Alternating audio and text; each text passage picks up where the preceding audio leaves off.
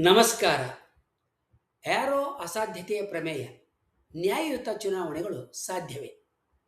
ಯಾವುದೇ ಪ್ರಜಾಪ್ರಭುತ್ವದಲ್ಲಿ ಜನ ತಮ್ಮ ಆಶೋತ್ತರಗಳನ್ನು ಪೂರೈಸಬಲ್ಲ, ಸಾಕಾರಗೊಳಿಸಬಲ್ಲ ಪ್ರತಿನಿಧಿಗಳನ್ನು ಆರಿಸಬೇಕು. ಪ್ರಜಾಪ್ರಭುತ್ವದ ಯಶಸ್ಸು ಜನ ಎಂಥವರನ್ನು ತಮ್ಮ ಪ್ರತಿನಿಧಿಗಳಾಗಿ ಆಯ್ಕೆ ಮಾಡ್ಕೊಳ್ತಾರೆ ಅನ್ನೋದ್ರ ಮೇಲೆ ಅವಲಂಬಿಸಿರ್ತದೆ. ಪ್ರತಿಯೊಬ್ಬ ಮತದಾರನಿಗೆ ಅವನದೇ ಆದಂಥ ಆದ್ಯತೆಗಳು, ಬಯಕೆಗಳು ಇರ್ತವೆ. ಇದರಿಂದ ಪ್ರಜಾಪ್ರಭುತ್ವದಲ್ಲಿ ಬಹುಜನರ ವೈಯಕ್ತಿಕ ಇಷ್ಟಗಳನ್ನ ಒಗ್ಗೂಡಿಸಿ ಎಲ್ಲರಿಗೂ ನ್ಯಾಯಸಮ್ಮತವಾದ ಒಂದು ನಿರ್ಧಾರವನ್ನು ಪಡೆಯೋದು ನಿಜವಾಗಿಯೂ ಸಾಧ್ಯವೇ ಎನ್ನುವ ಮೂಲಭೂತ ಪ್ರಶ್ನೆ ಎದುರಾಗ್ತೈತೆ. 20ನೇ ಶತಮಾನದ ಮಧ್ಯಭಾಗದಲ್ಲಿ ಅರ್ಥಶಾಸ್ತ್ರಜ್ಞರು ಮತ್ತು ರಾಜಕೀಯ ತತ್ವಜ್ಞರು ಒಂದು ಪ್ರಮುಖ ಸಮಸ್ಯೆಯನ್ನು ಚರ್ಚೆ ಮಾಡ್ತಾ ಇರ್ತಾರೆ. ಒಬ್ಬೊಬ್ಬ ವ್ಯಕ್ತಿಯ ಆದ್ಯತೆಗಳು ಬೇರೆ ಬೇರೆ ಇದ್ದಾಗ ಸಮಾಜದ ಒಟ್ಟಾರೆ ಆದ್ಯತೆಯನ್ನು ಹೇಗೆ ನಿರ್ಧಾರ ಮಾಡಬೇಕು? ಉದಾಹರಣೆಗೆ 3 ಅಭ್ಯರ್ಥಿಗಳಿದ್ದರೆ ABC ಅಂತ, ಕೆಲವರು ಎ ಅನ್ನು, ಕೆಲವರು ಬಿ ಅನ್ನು ಮೆಚ್ಚಬಹುದು. ಇನ್ನು ಕೆಲವರು ಬಿ ಅನ್ನು ಸಿಗಿಂತ, ಇನ್ನು ಕೆಲವರು ಸಿ ಅನ್ನು ಎಗಿಂತ ಹೆಚ್ಚು ಮೆಚ್ಚಬಹುದು. ಈ ಸಂದರ್ಭದಲ್ಲಿ ಮತಗಳ ಒಟ್ಟುಗೂಡಿಕೆಯ ಮೂಲಕ ಸ್ಪಷ್ಟವಾದ ವಿರೋಧವಿಲ್ಲದ ಸಮೂಹದ ಸಾಮೂಹಿಕ ಕ್ರಮ ಸಿಗ್ತದೆಯೇ? ಈ ಪ್ರಶ್ನೆಗೆ ಗಣಿತದ ಮೂಲಕ ಉತ್ತರಿಸೋದಕ್ಕೆ ಕೆನೆತ್ ಯಾರೋ ಪ್ರಯತ್ನ ಮಾಡ್ತಾರೆ. 1951ರಲ್ಲಿ ಅವರು social choice and individual values ಅನ್ನುವ ಒಂದು ತಮ್ಮ ಪ್ರಸಿದ್ಧವಾದ ಗ್ರಂಥದಲ್ಲಿ ತಮ್ಮ ಈ ಪ್ರಮೇಯವನ್ನು ಪ್ರಕಟಿಸ್ತಾರೆ. ಇದು ಯಾರೋಸ್ ಇಂಪಾಸಿಬಿಲಿಟಿ ಥಿಯರಮ್, ಯಾರೋ ಅವರ ಅಸಾಧ್ಯತಾ ಪ್ರಮೇಯ ಅಂತ ಪ್ರಸಿದ್ಧ ಆಗಿದೆ. ಇದು ಆಧುನಿಕ ಸಾಮಾಜಿಕ ಆಯ್ಕೆ ಪ್ರಮೇಯದ ಅಂದರೆ ಸೋಷಿಯಲ್ ಚಾಯ್ಸ್ ಥಿಯರಿಯ ಅತ್ಯಂತ ಮಹತ್ವವಾದ ಗಣಿತ ಆಧಾರಿತ ನಿರೂಪಣೆಗಳಲ್ಲಿ ಒಂದು ಅಂತ ಹೇಳಲಾಗ್ತೈತೆ.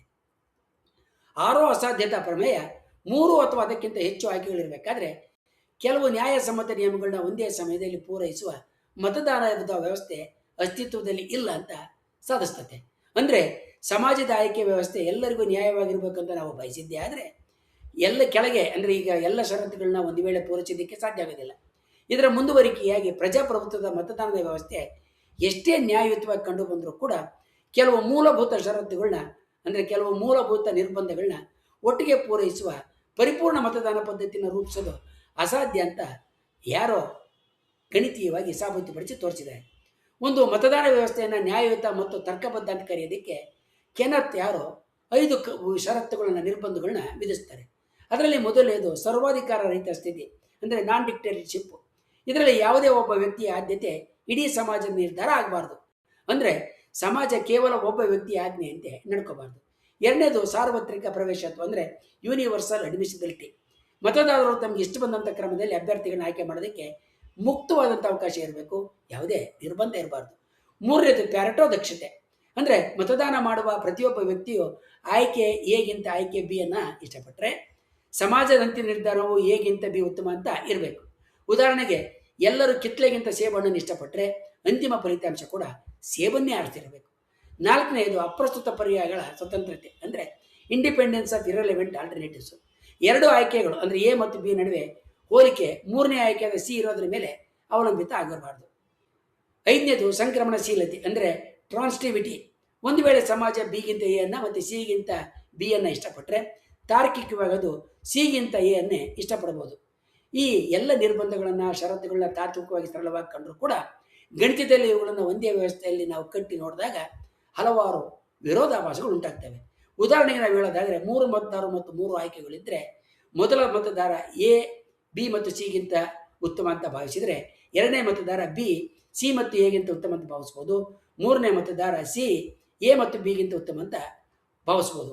ಇಲ್ಲಿ ಎಗೆ ಬಿ ಮೇಲೆ ಬಹುಮತ ಇದೆ, ಬಿಗೆ ಸಿ ಮೇಲೆ ಬಹುಮತ ಇದೆ, ಆದರೆ ಸಿಗೆ ಎ ಮೇಲೆ ಕೂಡ ಬಹುಮತ ಇದೆ. ಅಂದರೆ ಇದು ಇಲ್ಲಿ ಆದ್ಯತೆಯ ಆಯ್ಕೆಯ ಒಂದು ವರ್ತುಲ ಸ್ಥಿತಿ ಏರ್ಪಡ್ತೈತೆ. ಅದರಿಂದ ಬಿಗಿಂತ ಎ ದೊಡ್ಡದು, ಸಿಗಿಂತ ಬಿ ದೊಡ್ಡದು, ಹಾಗೆಯೇ ಸಿಗಿಂತ ಎ ದೊಡ್ಡದು ಅಂತಕ್ಕಂಥ ಒಂದು ಚಕ್ರ ವರ್ತುಲವಾದ ಉಂಟುಕೊಳ್ಳುತ್ತೆ. ಇದನ್ನು ಕಾಂಡೋರ್ಸೆಟ್ ಸೈಕಲ್ ಅಂತ ಕರೀತಾರೆ. ಇಲ್ಲಿ ತಾರ್ಕಿಕವಾಗಿ ಯಾವುದೇ ನಿರಂತರವಾದ ಕ್ರಮ ಸಿಗೋದಿಲ್ಲ. ಆದ್ದರಿಂದ ಇಲ್ಲಿ ಯಾವುದು ಉತ್ತಮ ಆಯ್ಕೆ ಅನ್ನೋದಕ್ಕೆ ಯಾವಾಗಲೂ ಸಂದಿಗ್ಧವಾಗಿ ಉಳಿತೈತೆ. ಕೆನೆತ್ ಅವರು ಗಣಿತೀಯ ಮಾದರಿಗಳ ಮೂಲಕ 3ಕ್ಕಿಂತ ಹೆಚ್ಚು ಆಯ್ಕೆಗಳಿಗಿದ್ದಾಗ ಮೇಲಿನ ಎಲ್ಲ 5 ಷರತ್ತುಗಳನ್ನು ಏಕಕಾಲದಲ್ಲಿ ಪೂರೈಸತಕ್ಕಂಥ ಯಾವುದೇ ವ್ಯವಸ್ಥೆ ಯಾವುದೇ ಮತದಾನದ ಚುನಾವಣೆಯ ವ್ಯವಸ್ಥೆ ಜಗತ್ತಿನಲ್ಲಿ ಇಲ್ಲ.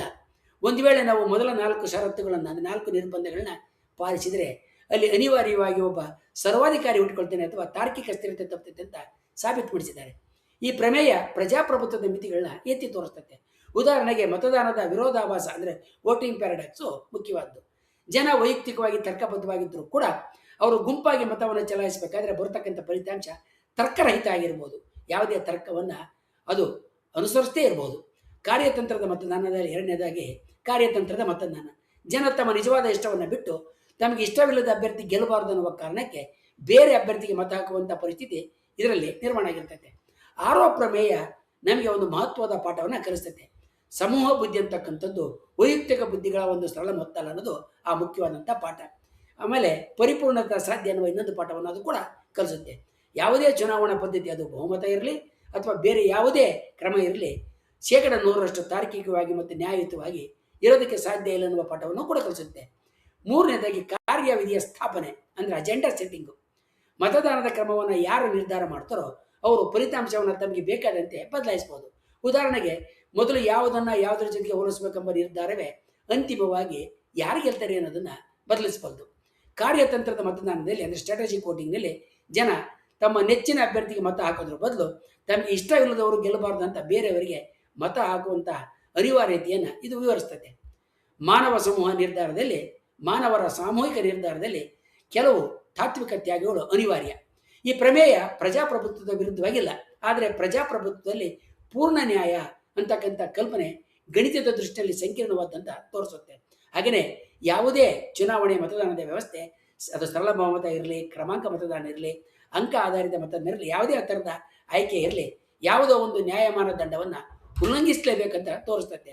ನಾವು ಸರಳವಾಗಿ ಹೇಳೋದಾದರೆ ಸಮಾಜದ ಭಿನ್ನ ಭಿನ್ನ ಅಭಿಪ್ರಾಯಗಳನ್ನ ಕ್ರೋಢೀಕರಣ ಮಾಡಿ ಒಂದು ಸಾಮೂಹಿಕ ನಿರ್ಧಾರಕ್ಕೆ ಬರುವ ಪ್ರಕ್ರಿಯೆಯಲ್ಲಿ ಯಾವಾಗಲೂ ಯಾವುದಾದ್ರೂ ಒಂದು ದೋಷ ಇದ್ದೇ ಇರ್ತೈತೆ ಅಂತ ಅವರ ಗಣಿತ ಸಾಬೀತುಪಡಿಸ್ತೈತೆ. ಅವರ ಅಸಾಧ್ಯತೆಯ ಪ್ರಮೇಯ ಪ್ರಜಾಪ್ರಭುತ್ವದ ವಿರೋಧಿ ಅಲ್ಲ, ಆದರೂ ಕೂಡ ಅದು ಲಭ್ಯವಿರುವ ಎಲ್ಲ ವ್ಯವಸ್ಥೆಗಳ ಮಿತಿಗಳನ್ನು ತಿಳ್ಕೊಳ್ಳೋದಕ್ಕೆ ನಮಗೆ ಸಹಾಯ ಮಾಡ್ತದೆ.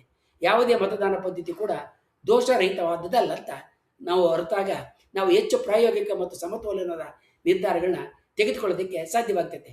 ಇದೇ ಕಾರಣಕ್ಕಾಗಿ ಕೆನ್ನೆತ್ ಅವರಿಗೆ 1972ರಲ್ಲಿ ಅರ್ಥಶಾಸ್ತ್ರದ ನೊಬೆಲ್ ಪ್ರಶಸ್ತಿ ದಕ್ಕಿತು.